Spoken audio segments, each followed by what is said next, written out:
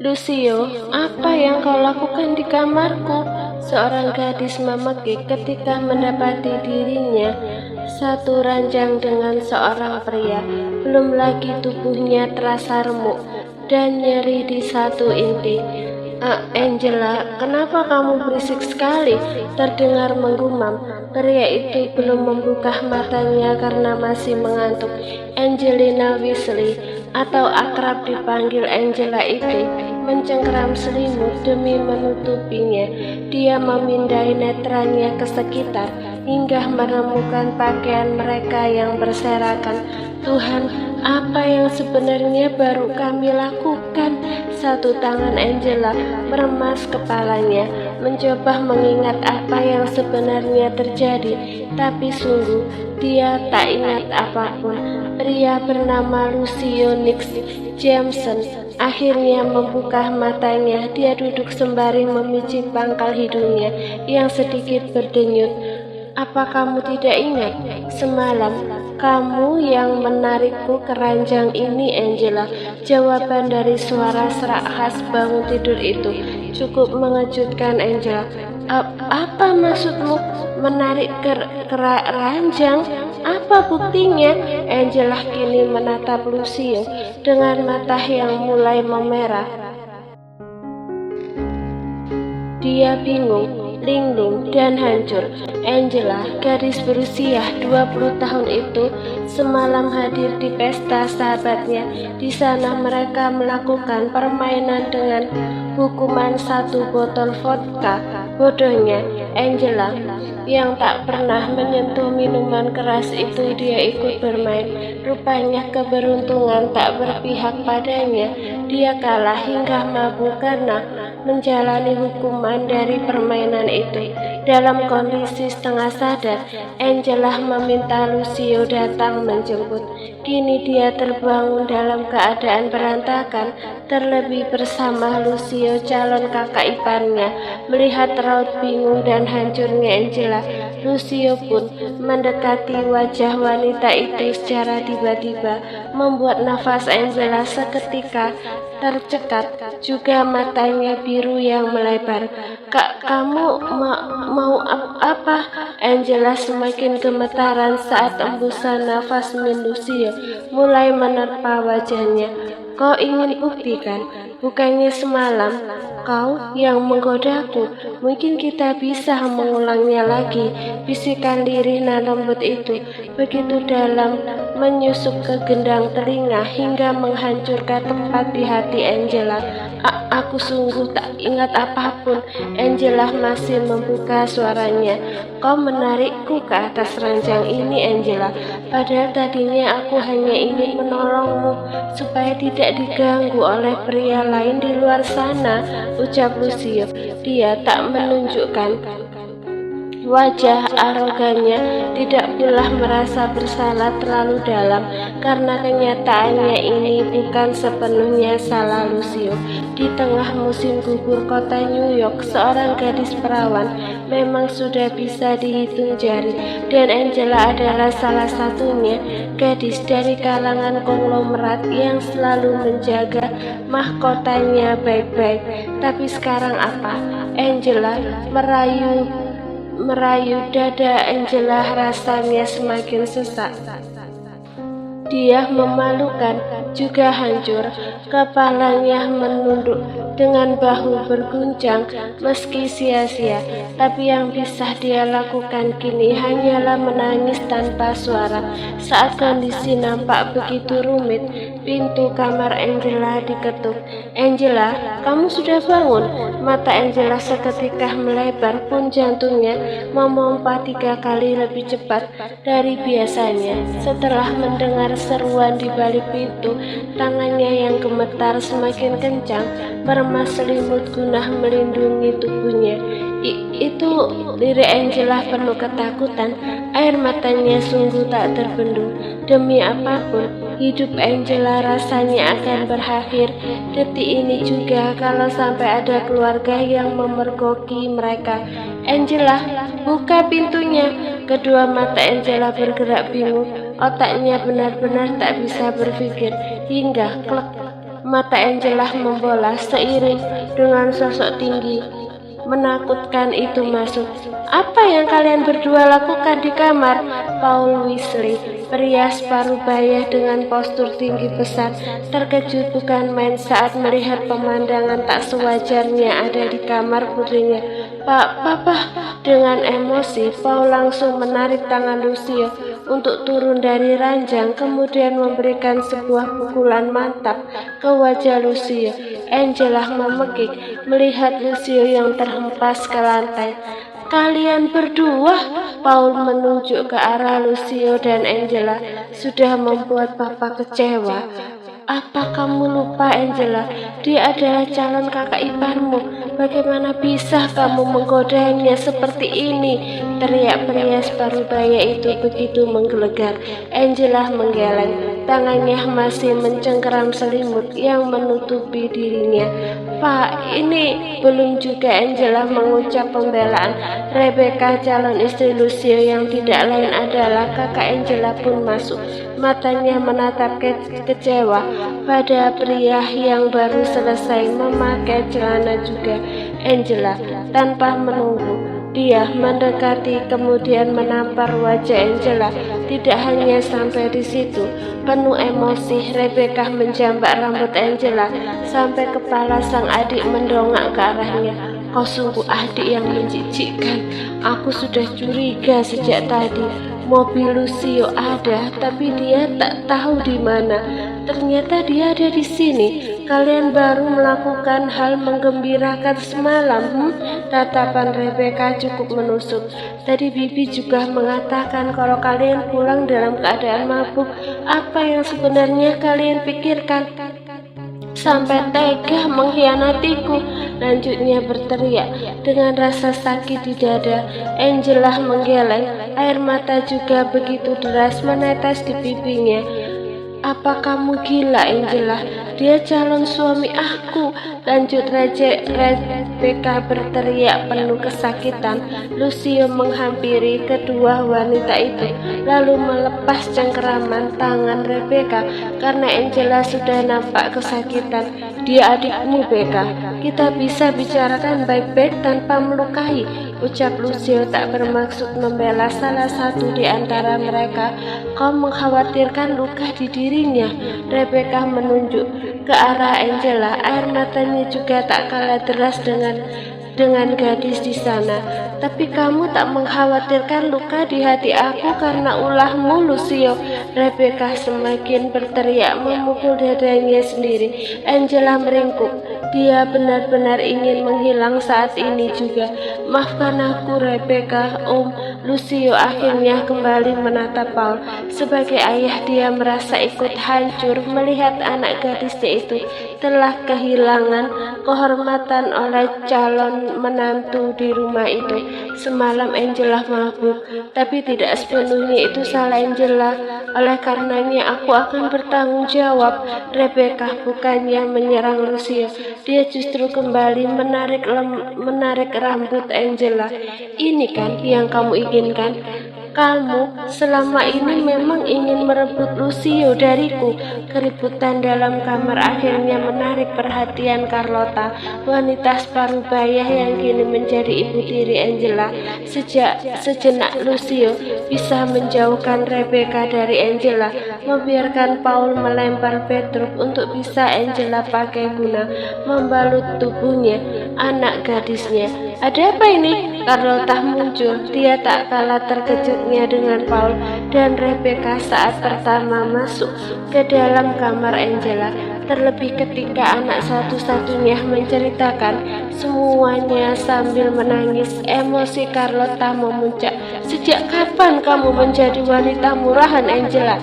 Wanita separuh baya itu mulai mendominasi suasana, mengalahkan sosok kepala keluarga yang hanya bisa diam seperti tak peduli pada Angela.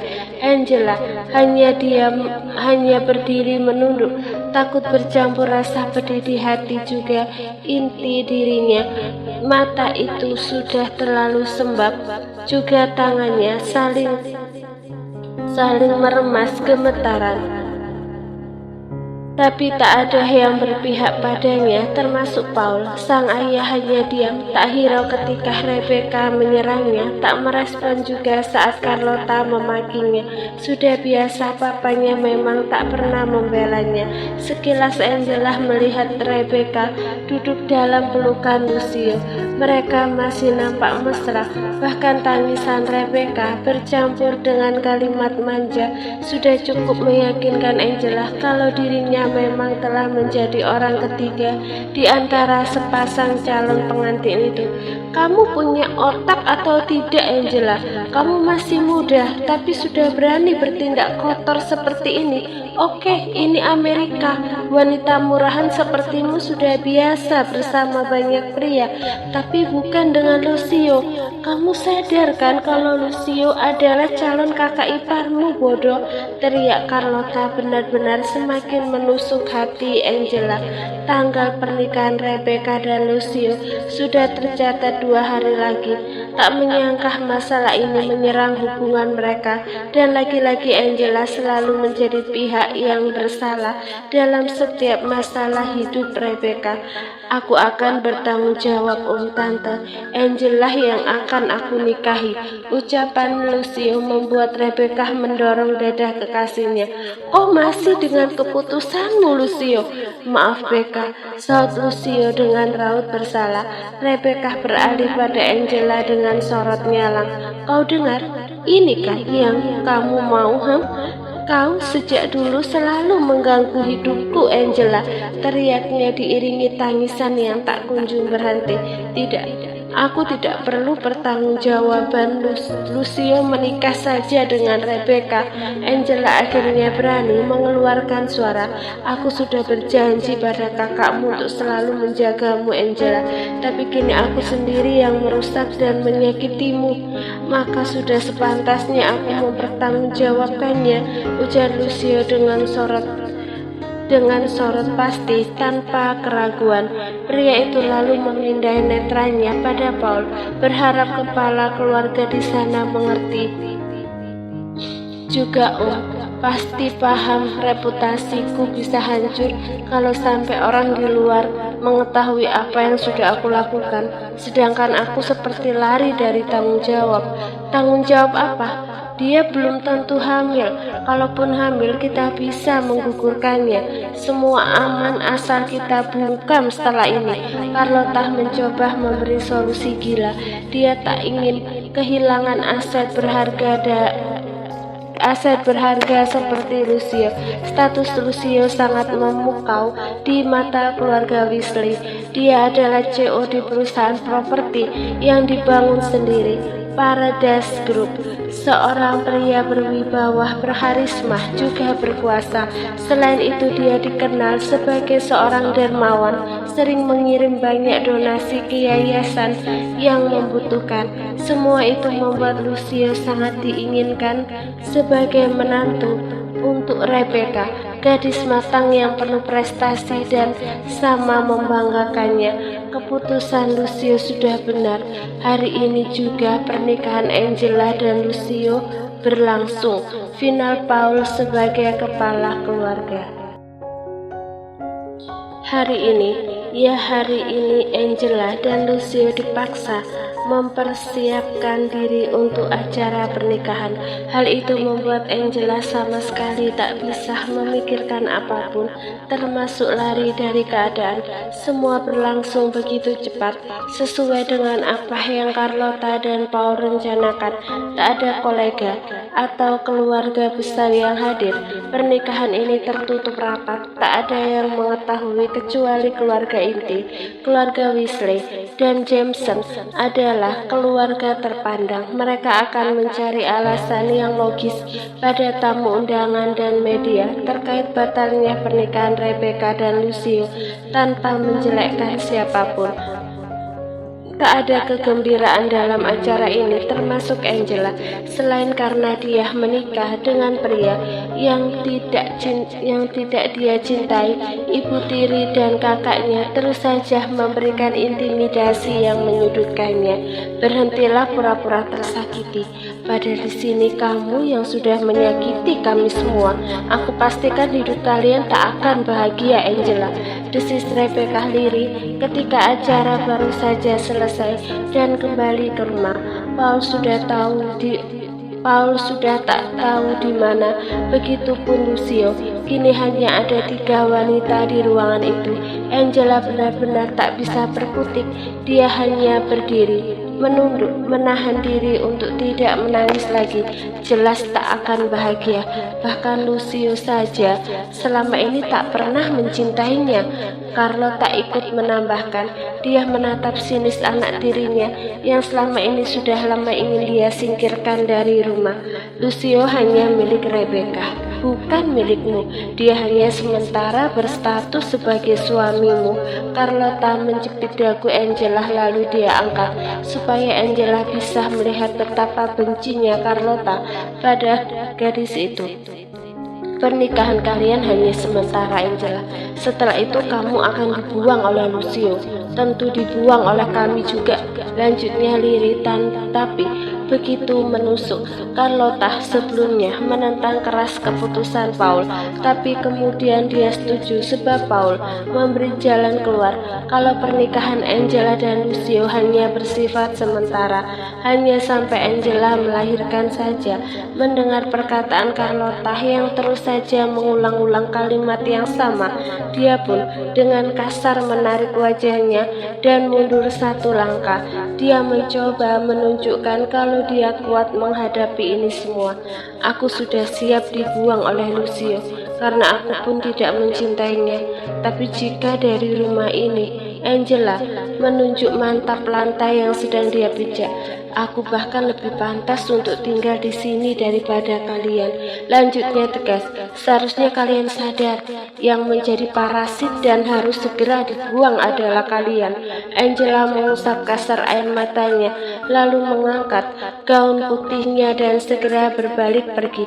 Sialan, awas saja, aku akan membuat Paul menyerahkan semua hartanya padaku. Gadis sialan itu tak akan mendapatkan apapun, geram Carlota menyorot tajam pada Angela yang berjalan cepat menaiki tangga. Rebecca pun memiringkan senyumnya. Dia melipat kedua tangannya di depan dada. Aku juga tak akan membiarkan dia bahagia dengan pernikahan ini.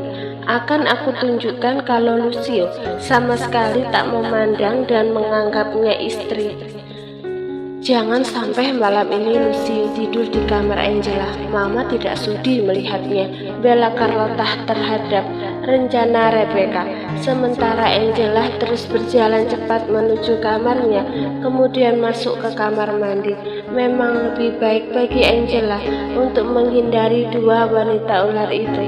Dia sedang tak ingin bertemu dengan semuanya. Setidaknya dia ingin mengistirahatkan hati, otak, juga tubuhnya walau sejenak. Dia harus tetap waras meski banyak kecaman dari semua pihak. Angela, kamu harus kuat. Angela bermonolog menatap dirinya di depan kaca kamar mandi. Dia membersihkan tubuhnya dengan cepat dan memakai piyamah yang longgar juga nyaman. Setelah segar, dia keluar dari kamar mandi menuju ranjang bersiap istirahat. Tapi apa? Orang yang tidak dia harap muncul di dalam kamarnya kini justru dengan santai membuka pintu lalu membuka jas pengantin. Untuk apa kamarku?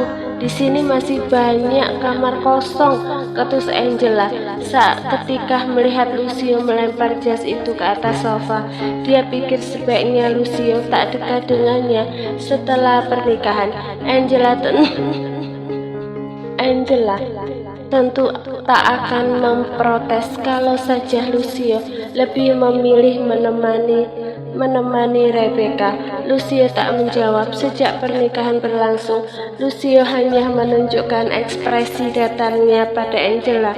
tak berucap satu patah kata pun. Seperti sekarang, pria itu melenggang masuk ke kamar mandi untuk membersihkan badannya. Apa yang harus aku lakukan, Tuhan? Kenapa hidupku jadi berantakan seperti ini? Bisik Angela dalam hatinya. Jangan menangis, Angela. Wanita itu mengusap buliran kristal bening yang kembali berani keluar dari matanya, namun sia-sia, apalagi ketika dia menunduk dan melihat figura di atas nakas. Angela meraih benda itu, lalu mengusap permukaan figura. Ada 3 orang di sana. Erland, kakak tertuanya, juga ada Lucio. Mereka memeluk Angela bersamaan di samping kanan dan kiri. Dulu mereka bertiga sangatlah akrab dan saling menyayangi. Bahkan ketika Erland memilih meneruskan studi di luar negeri dan bekerja di sana, Lucio bisa berperan sebagai penggantinya. Dia bagaikan malaikat di rumah ini bagi Angela. Tapi hanya sebatas itu. Selama ini Angela tak pernah menginginkan Lucio sebagai kekasih, apalagi suami. Kak Erland, kapan pulang? Angel butuh kakak sekarang. Angel sudah lelah menangis, tapi nyatanya situasi ini membuat kelenjar air matanya terus berproduksi. Saat Angela begitu mendalami kesedihannya, pintu kamar mandi terbuka. Berhentilah menangis. Erland tidak akan suka jika kamu terus bersedih. Suara bariton itu seketika menyentak lamunan Angela. Dia melihat Lucio keluar dari kamar mandi. Mata basah Angela seketika mengerjap dan berpaling ketika sempat melihat tubuh kekar Lucio. Entah sengaja atau memang kebiasaan Lucio hanya memakai handuk sebatas pinggang, lalu membiarkan tubuh bagian atasnya yang masih terdapat titik-titik air itu terbuka, tampak begitu mengkilat dan menggoda. Apa kamu tidak bisa memakai handukmu dengan benar? Angela sungguh merasa canggung. Dia masih memalingkan wajah, enggan menoleh. Lucio tersenyum tipis. Dia menghentikan gerakan tangannya yang sejak tadi sedang menggosok rambut basahnya dengan handuk kecil. Dia selama ini tak suka melihat Angela menangis. Dia akan melakukan berbagai cara untuk membuat wanita yang dianggap adik itu kembali ceria. Memangnya cara memakai handuk yang benar itu bagaimana? Goda Lucio mendekat dan sengaja berdiri di depan Angela. Angela semakin memutar kepalanya supaya tidak melihat Lucio. Hal itu membuat Lucio akhirnya membungkukkan sedikit tubuhnya hingga wajah mereka tampak sejajar. Kita sudah sah menjadi suami istri, bukan? Tak masalah kalau melihat suaminya, ujar Lucio seraya mendekati tubuhnya ke tubuh Angela.